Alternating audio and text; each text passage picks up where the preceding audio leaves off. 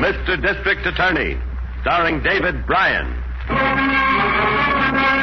Mr. District Attorney, champion of the people, defender of truth, guardian of our fundamental rights to life, liberty, and the pursuit of happiness.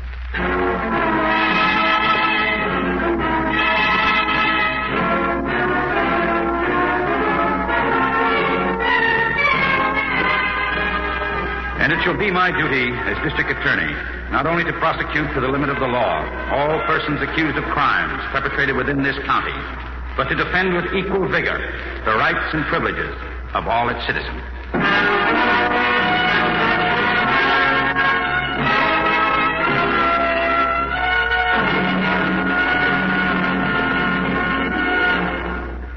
This is David Bryan. In a moment, we'll bring you another case from the files of Mr. District Attorney. But first, a word from our sponsor.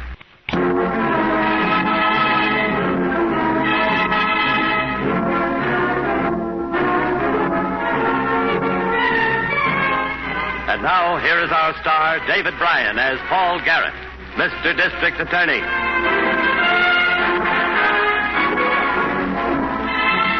Now and then, a district attorney comes up against an alibi that seems unbreakable. Even though he may be almost certain of guilt, unless he can shatter the alibi, another criminal remains at large. Take the case of the man who saw murderous possibilities in a certain recorded sound effect.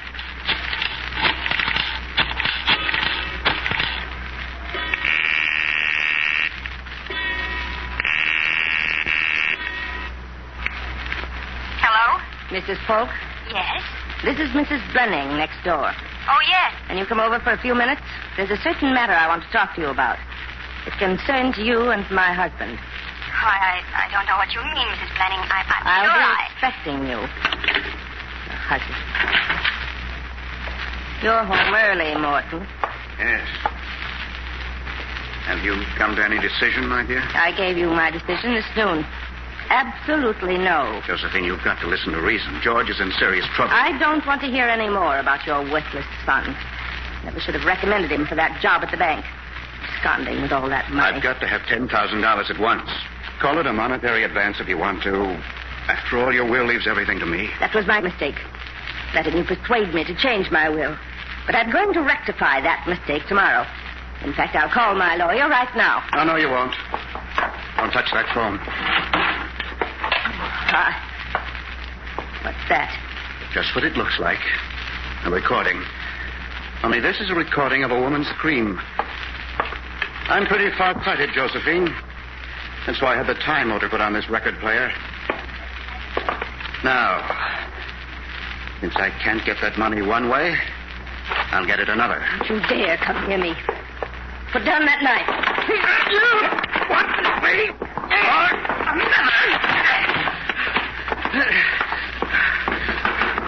Oh, the devil.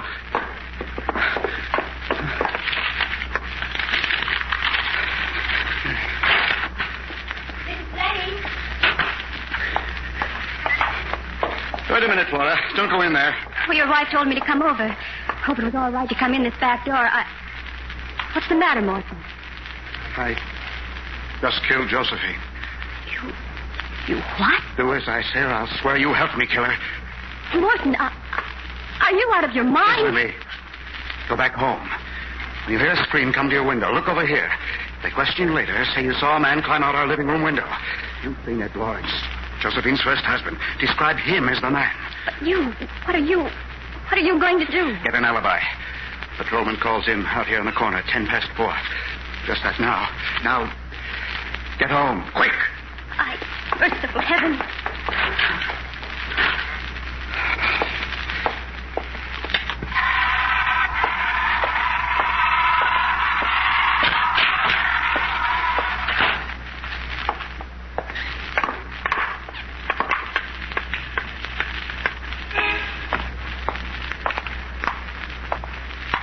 Afternoon, Rooney. Fine day. Oh, it is indeed, Mr. Blenning. Did you mind slipping this letter in the drop box down the street? Not at all, sir. Stupidly brought it home from the store in my pocket. I've done things like that myself. Here's a couple of cigars. Well, And thanks. What was that? Came from inside your house, Mr. Blenning. Come on.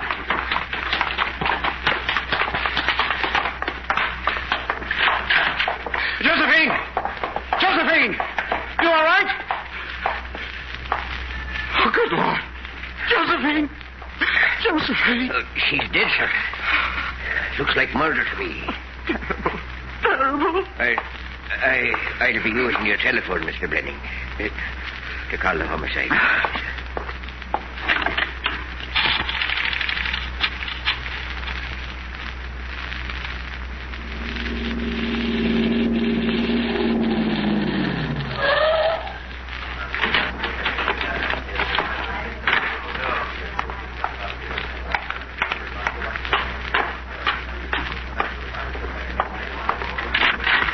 Sorry I couldn't get word to you sooner, Chief. My fault, Harrington. Forgot to tell Miss Miller I was going to the library. Lucky I called the office. Knife murder, huh? Yeah, according to the medical examiner. Was her husband home when it happened? Yeah, but he's clear, Chief. He was out talking with the beat cop, Rooney. They heard her scream twice, came in, and found her dead. You talked to Rooney? Yeah, but not with Blanning, though. He was gone when I got here. Gone where? Down to headquarters to put his story on the tape. They said he volunteered to go. Wanted to get out of here. I guess he was pretty much upset. Oh, naturally. Speaking of records, that's quite a record player over there. Yeah, honey of a console, isn't it? Must have cost plenty. You know anything about these Blennings, Harrington? Just that he inherited a raft of frozen food money. A fellow named Blenning absconded from the City National Bank a couple of days ago. He may be a relative. District Attorney's Office. Paul Garrett, Miss Miller. Yes, Mr. Garrett. Get me a complete fill-in on the Blennings, 798 Parkside Avenue. Ages, relationships, family backgrounds, divorces, the works. Yes, sir. That's BLEN? Right. Well, also check the City National. Get what you can on the Blenning who worked there. Oh, that's all. All right, Mr. Garrett. And check all the neighbors, Harrington. Maybe someone was seen coming in or leaving here. Get on it. Right.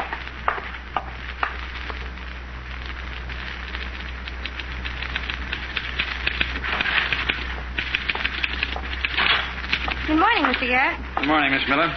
You're in early. Well, I want to get these reports typed up. Oh, thanks. Filling on the Blennings, eh? Some of it. Records and identification said they'd have a complete report by tonight. Well, tell them to get all they can. I'll call them back, Mr. Garrett. District Attorney's Office. Hell, how bright you sound at this hour of the morning. Poetry yet. What do you want, Harrington? The chief there? Just a minute, Mr. Garrett.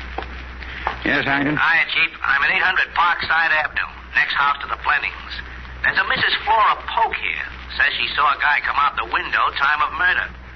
Thought you checked that neighborhood yesterday. So I did. She just told me she was home then. Too scared to come to the door. What, with the murder and everything? Okay, be right along. Wait for me there. Well, maybe Harrington's found something, maybe not. Can't always rely on the story of these women who don't dare answer the doorbell. Got a hunch this will be a tough case.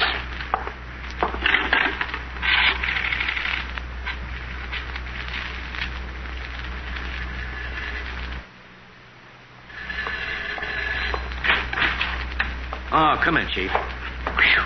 Oh, smoke from that incinerator's thick. Blenning must be burning a year's trash. On that Blenning? Oh, yeah. I asked Mrs. Polk. You'd think with all their money they'd have a gardener burning that trash over there. But maybe that's why they got their money. This way, Chief. And did Mrs. Polk telephone in this morning? No, I did a repeat checkup. Oh, Mrs. Polk, this is Mr. Garrett, the district attorney. How do you do, Mr. How do you do? Won't you sit down? Yeah. Thank you. Mrs. Polk, would you recognize this man if you saw him again? The one you saw come out that window? Yes, I'm sure I would. He was quite tall, thin, had a slight limp. Yes, I'd recognize him. By any chance, did you recognize him? I can't say for sure, Mr. Garrett. I'd hate to wrong an innocent man, but he looked a great deal like Mr. Lawrence, Mrs. Blenning's first husband.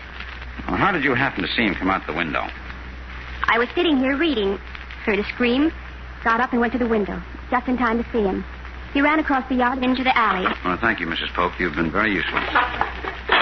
If there's anything else, We may want you to come to headquarters later on to identify the man you saw. We'll have the police pick up Lawrence right away.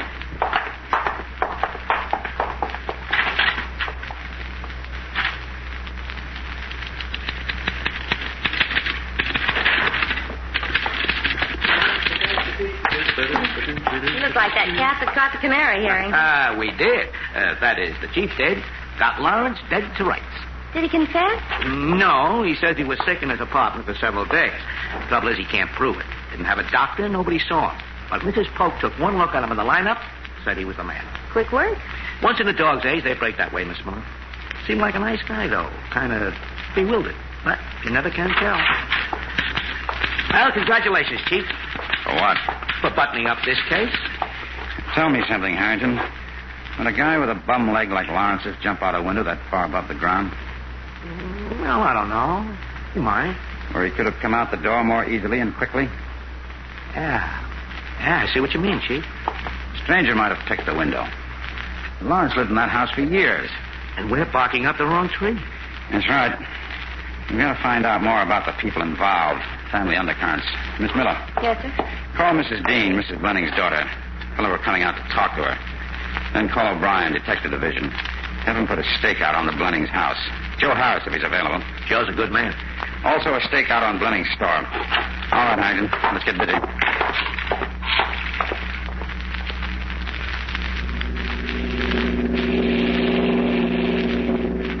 Now, Blenning's been playing around with Flora Polk.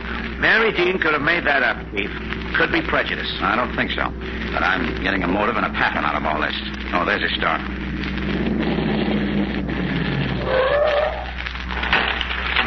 Oh, yeah.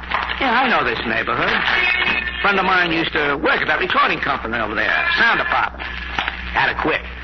Squeals and squawks were putting holes in his head.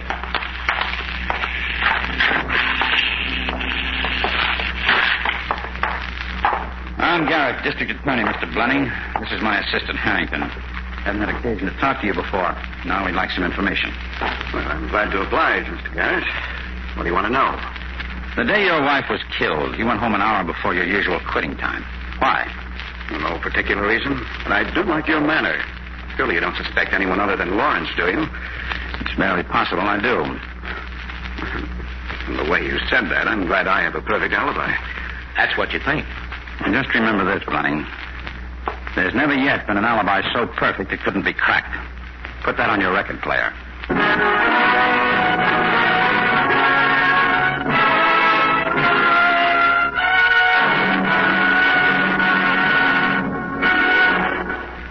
This is David Bryan. Before we continue with Mr. District Attorney in the case of the perfect alibi, here's an important message from our sponsor.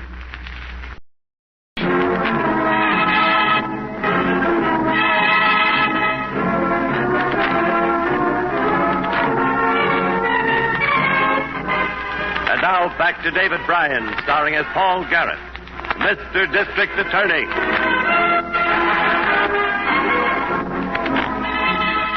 I was practically certain that Morton Blenning had killed his wife. But to prove it was something else again. Since Rooney, the beat cop, swore that Blenning was outside the house with him when Mrs. Blenning screamed. Now, several days later at the office, if we could only find that murder weapon, Harrington. Well, the papers say Lawrence will tell the cops where it is any minute now. The papers. Yeah, you better sit down, Chief. Take it easy. Weigh yourself up walking around like that. Now, that's the trouble. Everybody thinks they've got the murderer, so why break their necks looking further? No cooperation. Well, or I'll know the reason why. Yes, Miss Miller? I just got a report from R&I, Mr. Garrett. Took it down in shorthand, so if you want to hear it now. Yes, bring it in, will you? Yes, sir. Another thing, Harrington. If we could account for those screams. You could be wrong about Blenning, Chief. Not that I think you are, but you could be. Maybe I am. And I'm not giving up yet. I'll have to read this just as they gave it to me over the phone, Mr. Garrett. All right. Morton Blenning, alias Max Bannister, from San Francisco. Police record is confidence man and swindler. Ah, now you're cooking. Occasionally works swindle with son George. Favorite racket, marries wealthy woman. Persuades her to put money in joint bank accounts. Leaves with money. Has worked this racket half a dozen times. That's all, Mr. Garrett. Good enough. Thanks. Looks like he could be right about him now. So what if the guy is a swindling racket to you, Harrington? This is a murder case. The fact that he's clipped a half a dozen rich women has no bearing on the case. You can't sell that to the jury. Oh, you're so right. Smoke, Chief? No, thanks. You gotta dig deeper, Harrington. A lot deeper. Gotta find that murder weapon and... Wait a minute. Smoke. Well, Blenning was burning trash in that incinerator, wasn't he? Yeah. What's wrong with that? Well, they've got a gardener over there. That's his job. Remember? Mary Dean said Blenning wouldn't do any work around the place on a bet. Hey, I follow you, Chief. Grab your hat. Oh, Miss Miller, have O'Brien find out if the Blennings gardener was given any time off. Day of the murder or day afterwards. Yes, sir. When can I reach you, Mr. Garrett? You can't. I'll be looking at an incinerator.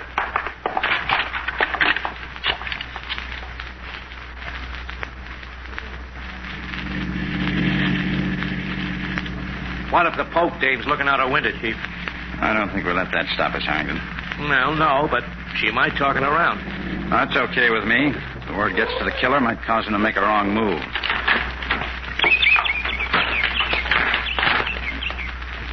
Here's your stakeout, Chief.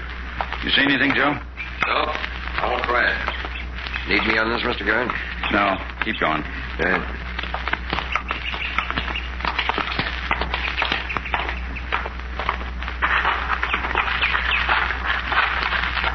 They sure built this incinerator to handle that trash.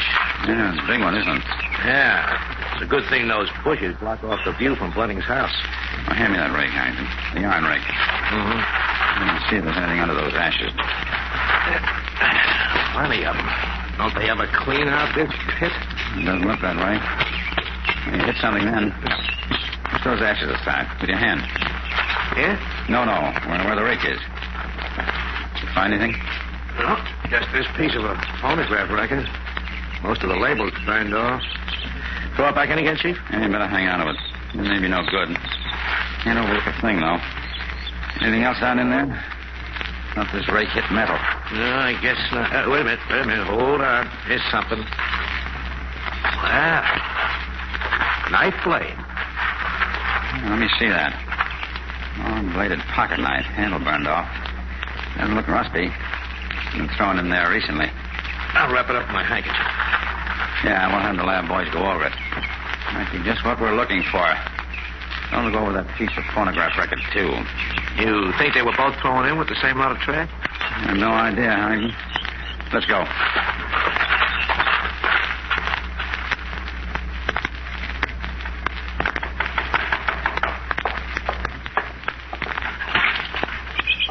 Yes, Flora? I had to come over, Morton. There were 2 men at the incinerator. They just left. Who were they? I think it was that district attorney and his assistant. I couldn't be sure. I just happened to see them as they were leaving. Their backs were toward me. Come on. Careful, Morton. You said a man was watching this house. Right now, he's down the block, sitting in his car. Oh, I wish I'd never gotten into this. But you're in it, so keep your mouth shut and do as I tell you. Morton, you're hurting me. Please. You're going to testify at Ed Lawrence's trial. You're going to stick to your story. You saw him jump out that window. He never did me any harm. I wish I'd never seen you. I tell you, I'm going away. I won't stay in this place another day. Flora. I mean that. All right. You're going away. That may be the best plan. I'll help you. Oh, will you please? Come over tonight after dark, when that detective can't see you. We'll plan out your trip, where you're going, when you leave, everything. I'll come over. Oh, I do need your help, Morton. I'm so frightened. You won't have to be frightened much longer. Run along now, Flora. And remember, after dark.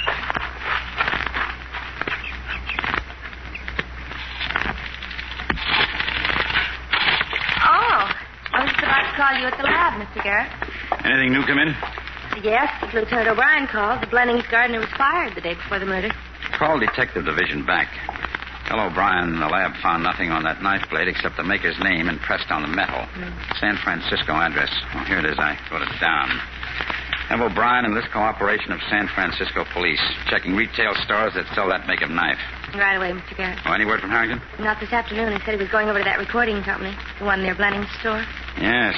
We got a lucky break on that piece of phonograph record. District Attorney's office. Hiya, beautiful. Let me talk to the chief, will you? Just a second, Harrington. Mr. Garrett. Thanks. Yes, Harrington? Hiya, chief. I just got word on that record. It was one missing, apparently stolen from their sound effects files. Any tie-in with Blenning? Yep. Up until the other day, Blenning used to drop in there quite a bit. Got friendly with the boss. Took a lot of interest in their sound effects. So, how can we use that? Get this. That sound effect was a woman's scream. Give me that again. That's right. Woman screams twice. Harrington, I love you. Get a copy of that record. Bring it to Station 16 right away. I'll meet you there. Right, Chief. Oh, Miss Miller, call Captain Davis at 16. Tell him I want Officer Rooney there in 15 minutes. If Rooney's off duty? Get him there in 15 minutes.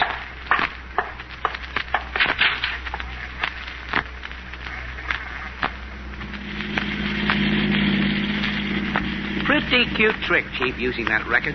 Pretty deadly trick. Rooney seemed to be sure that's what he heard. Sure. It's what he did hear. Pull in here, Hyden. Well, if Rooney's right, it shoots that folk dame story full of holes. You think she's in on this deal with him? I don't know. Walk on the lawn. Don't make any noise. Wait a minute. Who's that? Joe Harris. He's been briefed on this. Mr. Garrett. Yeah. Mrs. Polk just went into Blenning's house. Back door. Oh, we're going that way. Come with us, Joe. Yes, sir. I got a skeleton key, in case the door's locked. We need it. Careful now. Be quiet. Unlock. Morton, you know it's not my fault. I got misunderstood. Shh, quiet. I told you 3 times your wife phoned for me to come over. The fact remains, my dear, that you are mixed up. Unfortunately for you. But you said... Easy now. Said you'd help me. Morton, what are you going to do? Make sure you won't do any talking. No! Grab him, Harrigan. No, you don't. No, you. Okay, handcuffs you want, handcuffs you get. Put them on. Right. Now, sit down that chair. You men have no right to force entrance into this house. I have a warrant for your arrest, Blenning, alias Bannister, for the murder of your wife. I'll let my lawyer do the talking. What have you to say, Mrs. Polk? I don't know. Well? Nothing. I've got nothing to say. Infatuation can be carried too far, Mrs. Polk. Beautiful record player. Time, motor, everything. I want you to hear this. What is it? You'll recognize it, Blenning. Officer Rooney has already identified those screens. What about you, Mrs. Polk? I don't know. I don't... Blenning? Got nothing to say. Maybe he'd like to hear that again, Chief. You'll have the chance. No, I can't stand this. I'll tell you all I know. Just get me out of here. Please. Okay. If you're the victim of the circumstances that I think you are, you can count on my help. Next time, though, I pick my friends more carefully. Joe, take Mrs. Polk down to headquarters. We'll be right along. Yes. So you killed her with a knife, Blenning, when she wouldn't come across with her money. I don't know what you're talking about. Those San Francisco police are really on the ball, Blenning. They work fast. I don't know a thing. Well, wait till we start throwing the book at you. The testimony of Mrs. Polk. All those wives of yours. Bigamy and murder. Better enjoy this ride down to headquarters, Blenning. It'll be one of the last you'll ever take.